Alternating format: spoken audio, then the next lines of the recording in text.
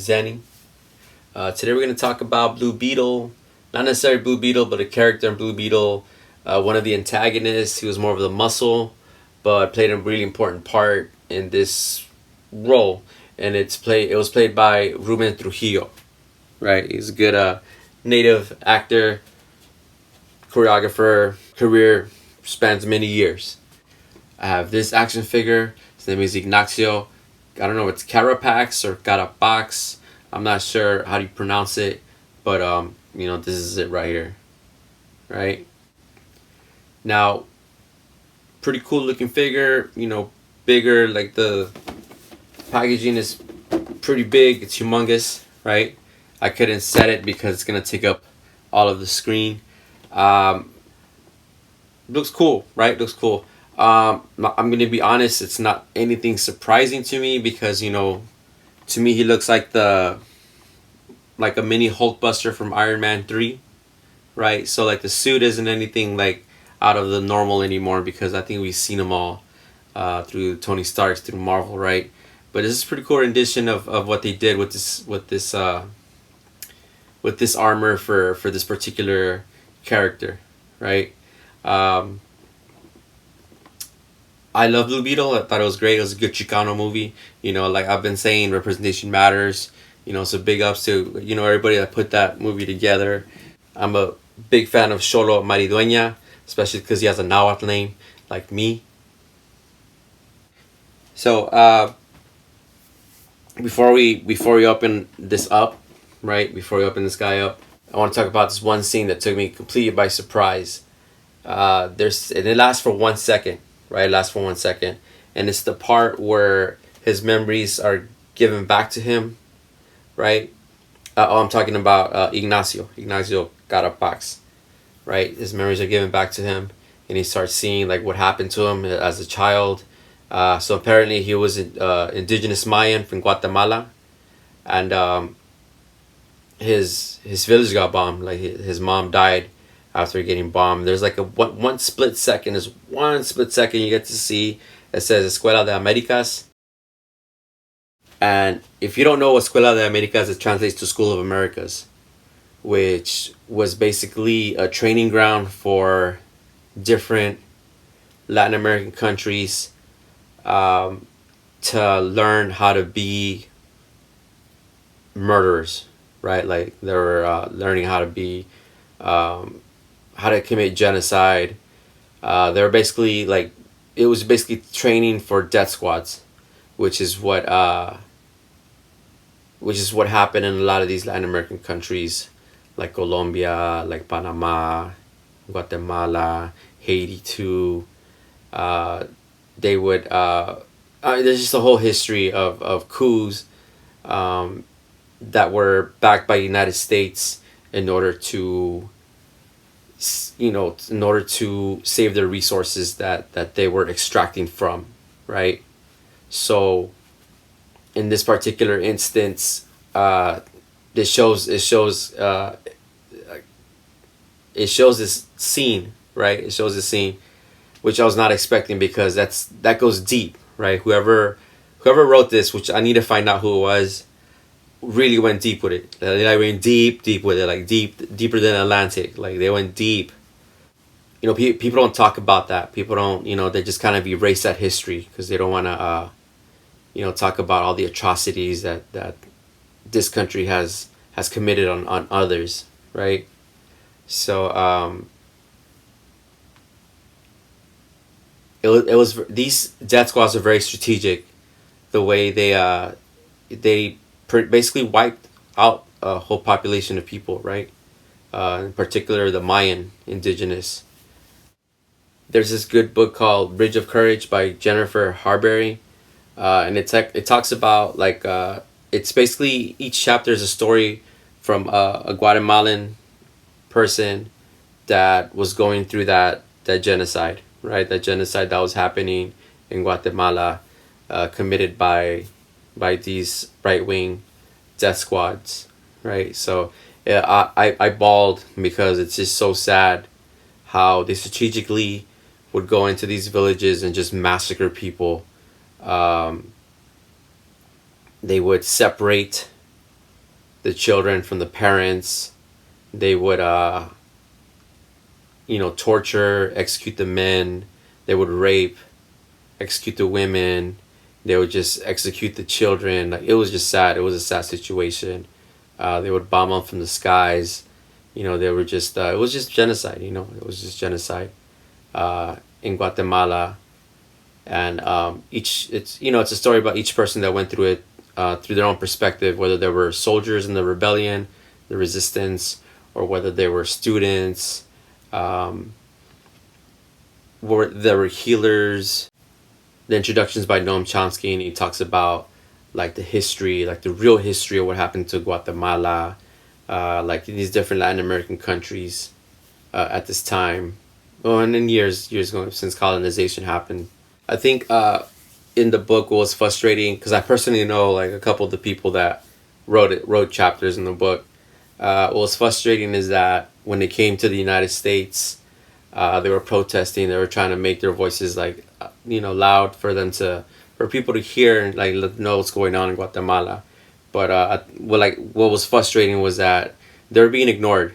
Like the history was being erased. And it wasn't just the government. It was like general population. I think that's what was really frustrating. The beautiful thing about right now is that because of social media and because like everybody has a phone and everybody has a camera, like we can now see like when there's something horrible like being committed, just like what's going on in Palestine, right? We can actually see like everything that's going on. They can't hide it. I mean, they tried their best to manipulate the news to make the oppressors seem like victims and the victims seem like the oppressors, but we can all see through the lies, right? We can all see through the lies. So free Palestine. Everything that happened in Guatemala, it's going on right now in Palestine. Everything, right? And we're able to see it. We're able to see it. So continue the fight.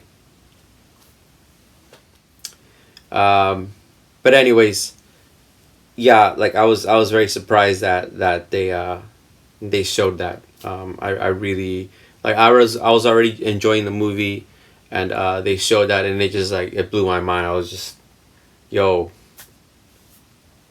this is dope. Good job, DC. Good job, whoever came up with this version of Blue Beetle.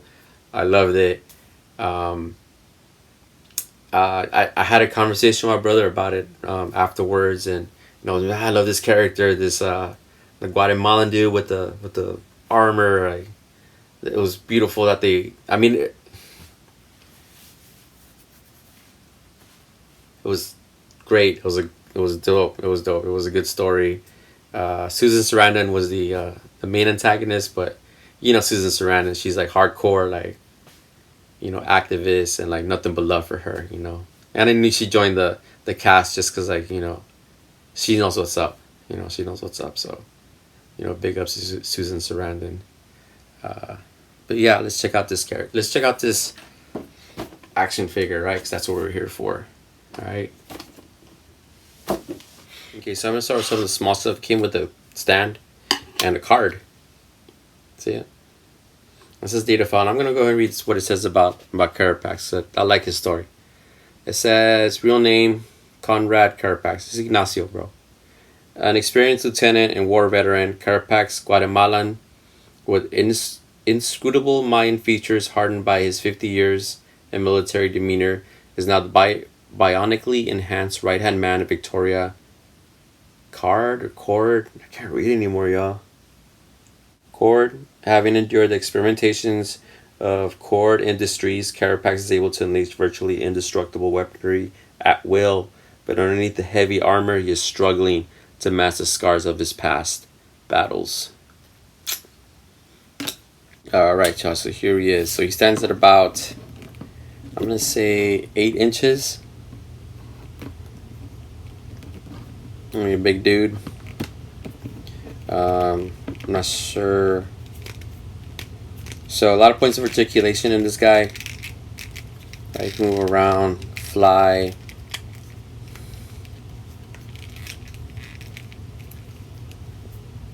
Look at that. His back, side. It's a really cool figure, y'all. I was checking to see if maybe we can take off his mask so you can see some of those Mayan features, but we can't. It's alright.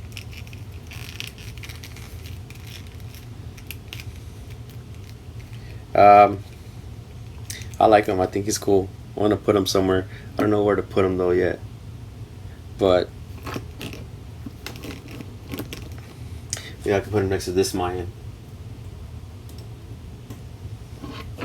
Tuma. Right? But I mean, he's cool. You know, like I stated before, as far as armor goes, you know, I feel like I've seen it all only because of you know how much I liked and watched Iron Man. But this works, y'all. I like Sculler. I like Burgundy, right? But some of these parts are removable. I don't know if this helps him fly or if it's just there to look cool. I gotta rewatch the movie. But very battle ready. You know, I have Blue Beetle, so maybe I'll post them with him. Really like that they went with the story that they went with, because like I've been stating, representation matters. So, you know, I'm happy with it. What do y'all think? As far as movement, you know, he's pretty flexible. See, I always dig when you can bend his toesies, right? The core, you can move it around so there's like a ball joint in there. And everything's good, man. Everything's good. I like this. I'm gonna use this for some. But it's Carapax for y'all. I'm glad I finally got to open it. I got this on Christmas, I think, and we're in the summer now. But what do y'all think?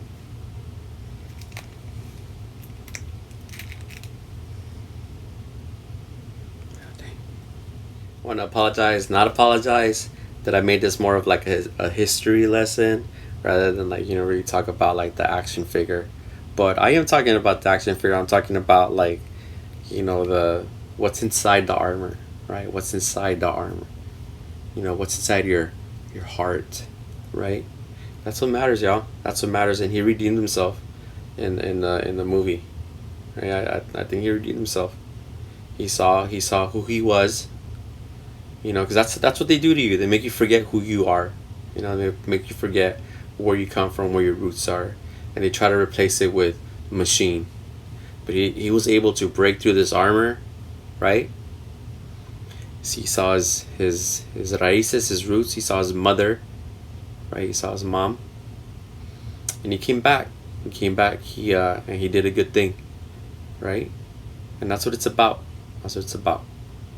So, you know, long live the revolution. All right, keep resisting, y'all. But I'm gonna go ahead and end it here. And free Palestine. Peace.